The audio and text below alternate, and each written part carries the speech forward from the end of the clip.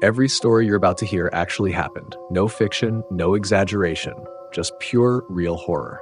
From encounters that defy explanation to moments that still haunt those who live them, these are three very scary true horror stories. So turn off the lights, put on your headphones, and listen closely, because the truth is always the scariest part.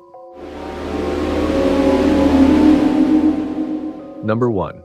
I live in Chiang Mai, Thailand. This is a true story that happened to me when I was 14 years old.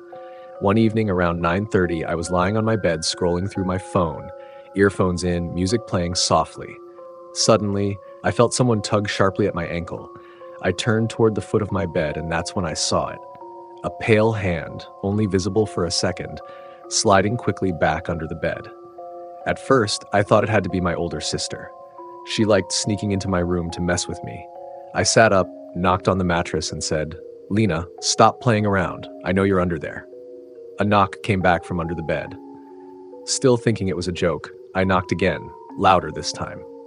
"Come out now. You're not funny anymore."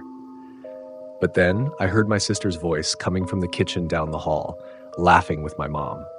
My dad was outside working on his bike. My brother was at his friend's house. My heart stopped. I bolted out of my room, slamming the door behind me. When I told my parents what had happened, they didn't believe me. They said I was imagining things. But I know what I saw. I saw that hand. Even if I imagined it, how do you explain the knocking sound from underneath? I'm 20 years old now, and I still wonder what was under my bed that night. Number 2. Honestly, I'm just glad I never turned around. This happened in my first year of college after I moved to Rivertown for my studies. I stayed in a student hostel then. One winter night, a few friends and I decided to sneak out. Luckily, I had brought my motorbike from home, so traveling was easier. Sneaking out wasn't easy, but I'd built a good relationship with the night guard, and he looked the other way for us. There were 4 of us at first: me, Daniel, Ravi, and Tenzin. 2 of our female friends, Lila and Somya, were going to meet us later. By the time they arrived, it was already close to midnight. We had 2 bikes and 6 people, so we split up. Ravi drove with Leela and Somya, while I drove with Daniel and Tenzin. As we prepared to leave, I asked Leela where we were heading. She just smiled and said, "Follow me." The cold air bit at our faces as we rode further out of the city. After a while, Tenzin leaned closer and whispered, "Where are we going?" Lila said she knew an abandoned amusement park rumored to be haunted. I felt uneasy, but we'd already come too far. Then Daniel whispered, "Look at Somya." I glanced back. Her face was pale and she looked shaken. "Are you okay?" I asked. She shook her head. "No, something's wrong. We shouldn't be here. Please turn back." Lila snapped. "Stop being dramatic or we'll leave you here." Before I could respond, Tenzin asked me to pull over. He felt sick. We stopped near a milestone by the road. Ravi stopped behind us. While Tenzin sipped water, we joked about why the park had been abandoned. Then, out of nowhere, Somya let out a scream, a long, piercing scream. Tenzin nearly dropped his bottle. Somya started crying. I grabbed her arms. "What happened?" Her voice shook. "We need to leave now." That was all I needed. "Get on the bike," I said. The ride back was silent, tense. Somya clung to Ravi so tightly it made my chest ache. Around 5 a.m., we stopped at a roadside tea stall.